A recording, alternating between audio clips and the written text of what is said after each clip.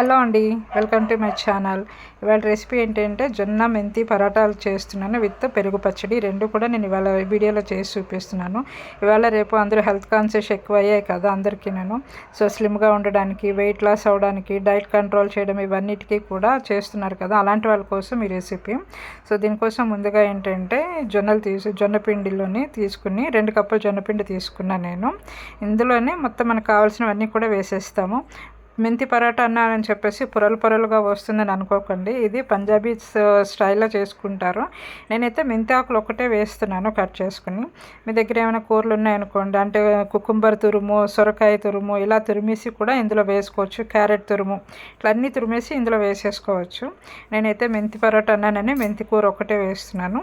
ఈ పిండిలో మెంతి కూర, సన్నగా తరిగిన ఉల్లిపాయలు, తర్వాత ఉప్పు, నువ్వులపప్పు, జీలకర్ర, కొత్తిమీర, పచ్చిమిర్చి ఇవన్నీ వేసేసి వేడి నీళ్ళతో కలిపేసుకోవాలండి.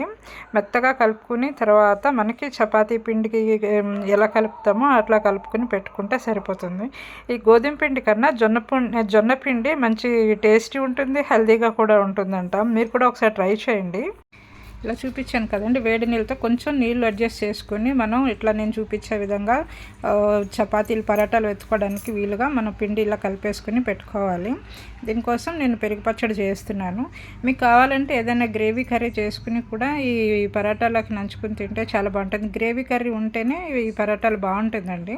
సో నేనైతే పెరుగు పచ్చడి అన్నాను కదా, దీనికోసం పెరుగుని స్మూత్గా వచ్చేటట్టుగా చూసుకుని బాగా ఇది తిప్పేసుకొని పెట్టుకోవాలి. మనకి కన్సిస్టెన్సీ సరిపడేట్టుగా దాంట్లోనే సరిపడా ఉప్పు, కొంచెం కొత్తిమీర తురిమేసి వేసేసుకోండి బాగాను. తర్వాత ఇందులోని ఉల్లిపాయలు సన్నగా తరిగేసుకుని ఒక 2-3 మినిట్స్ వేయించేసి ఇందులో వేసుకుంటేనండి పచ్చివాసన లేకుండా బాగుంటుంది.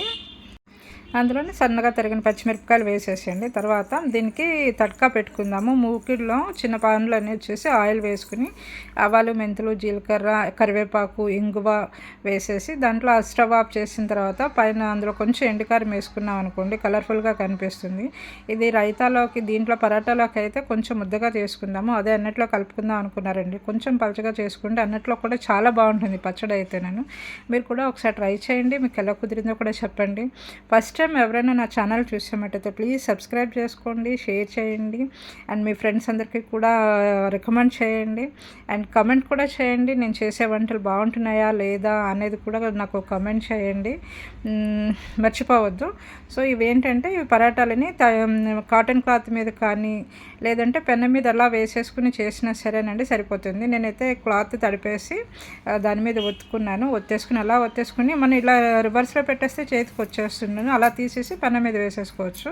మనకి ఎన్ని కావాలంటే అన్నీ ఇలా కాల్ చేసుకుని నేను చేసిన పెరుగు పచ్చడి ఉంది కదా, ఈ పెరుగు పచ్చడితోటి నంచుకుని తింటే వేడివేడిగా ఉంటేనే బాగుంటుందండి. ఇవి చల్లారితే బాగోదు, అస్సలు బాగోదు. అందుకని చెప్పేసి వేడిగా ఉండేటప్పుడే తినేసారనుకోండి మంచి టేస్టీగా ఉంటుంది. వేడివేడి ఆహారం తీసుకునేటప్పుడు కూడా చాలా హెల్తీగా ఉంటుంది. అంతేనండి, మీరు కూడా ట్రై చేయండి.